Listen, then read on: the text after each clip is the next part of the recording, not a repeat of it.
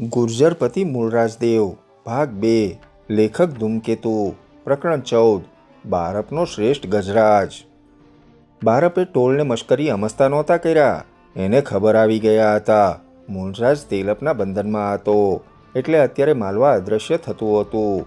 પાટણને સામનો તેલપનો કરવાનો હતો, પણ તેલપ હજી થોડો વખત લેવાનો।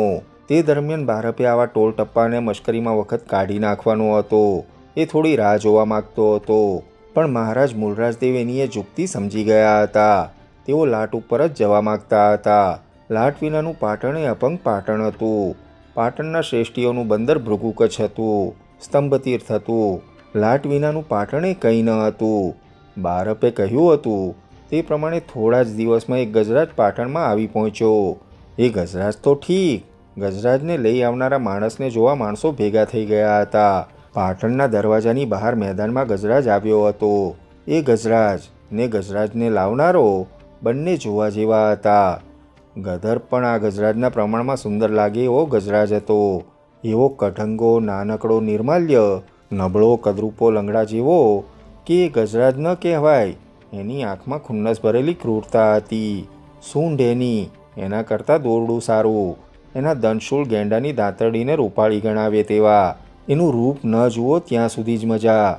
એની કાયા છેટેથી તો ગદર કરતાં થોડી ઊંચી લાગે, અને એની ઉપર બેઠેલો ગજપતિ એવો ભયંકર નસકોરાવાળો, કાળો કૂબળો કઢંગી રીસ બંબુડી જેવો, નાનો નીચો। એને જોતા માણસને 3 દિવસ સુધી એ જ સ્વપ્નમાં આવે। જે પટ્ટણીઓ એને જોવા ટોળે મળ્યા હતા એ તો બધા જોઈને એવી ઘૃણા અનુભવી રહ્યા હતા કે એની હાજરીમાંથી તરત જ વિદાય લઈ લેતા હતા। પાટણનું આવું ભયંકર અપમાન, અને તે પણ જાહેરમાં! પટ્ટણીઓ પણ તે અપમાન અનુભવતા ઉશ્કેરાઈ જાય। બારપ્પે જાણે આ લડાઈનું આહ્વાન આપ્યું હતું। યુવરાજ ચામુંડ ત્યાં આવ્યો અને તેણે તો તરત ગજ સેનાપતિને કહ્યું, આ ગજને એક ક્ષણ પણ અહીં ઊભો રહેવા દેતો નહીં। એ આપણી ધરતી ઉપર શાપ ઉતારશે। એને તરત કાઢો। એ 2 પળ પણ અહીં થોભે એમાં પાટણનો જેવારો નથી। એને તરત જ કાઢો। એટલામાં તો આ બારપના ગજની જાણ મહારાજને થઈ ને તેઓ પણ આવ્યા। માધવ મંત્રી, જંબક, જાહુલ, વીર ચાપોતકટ બધા આવ્યા। કોઈએ આટલું અને આવું કઢંગું પ્રાણી કોઈ દિવસ જોયું ન હતું, એટલે એને જોઈ જ રહ્યા। પણ મહારાજ મૂળરાજદેવ તો આવી આળસુ નવાઈ લાંબો વખત ચાલવા જ દેવા માગતા ન હતા। તેમણે તરત માધવને કહ્યું, માધવ, વીર ચાપોતકટ, જે થવું હોય તે ભલે થાય। તેલપ જીતો આવ્યો, જે થયું હોય તે ભલે થયું હોય। આપણે રણઘોષ કરવો ને અલ્યા ગજને દોરનાર, શું છે તારું નામ? આવો હાથી લઈને તું આવ્યો, તારું નામ શું છે? ગજને દોરનારો કાળો અબનુસ ગૂંગણું તોતળું ભયંકર અવાજવાળું એક જ વાક્ય બોલ્યો, માડે વળી અણામ ક્યાં છે? અણામ માડે હડામ, અણામ એટલે નામ। મોડું એ સમજાયું। સારું, યુવરાજ ચામુંડ બોલ્યો, તું આ હાથીને એકદમ પાછો લઈ જા। ખબરદાર, જો એ હાથીને અહીં ક્યાંય ધરતી ઉપર ફેરવ્યો તો તું ઉપડી જ જા, એકદમ ઉપડી જા, અને જઈને કે તારા બારપને કે લડાઈ આવે છે। તે ભળે ને કાઢશું। આ જાવટી કાકો દડે છે। કાંઈ વાંધો નહીં, તું ન ડરતો હોય તો તું તારો આ સંદેશો લઈને જલ્દી રવાના થઈ જા। અહીં એક ઘડી થોપતો નહીં। આ ગજ તો મહારાજ જ્યાં થોભે ત્યાં ધરતી ઉજ્જડ થઈ જાય એટલો ભયંકર અપશુકન્યાળ છે।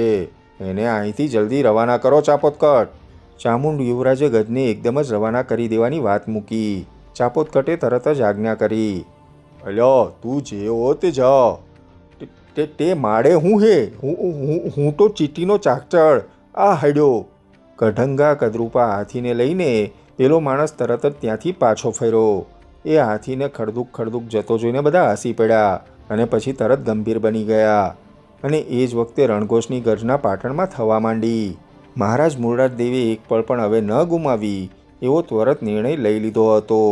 ચારે તરફથી સૈનિકો જમા થવા માંડ્યા। અશ્વસૈન્ય આવવા માંડ્યું। જાણે આ યુદ્ધની આગાહી ઘણા વખતથી થઈ ગઈ હોય તેમ બધા તૈયાર જણાયા। આ સેનાનું સેનાપતિ પદ યુવરાજ ચામુંડને સોંપાયું। વીર ચાપોતકટ એની સાથે જવાનો હતો। માધવ મંત્રી હતો, મંત્રી જંબક હતો। બધા એકદમ ઉપડવા માટે તૈયાર થઈ ગયા। મહારાજ પોતે પણ જવાના હતા, પણ એ તો પાછળ રહેવાના। બધી વાત યુવરાજને સોંપી હતી।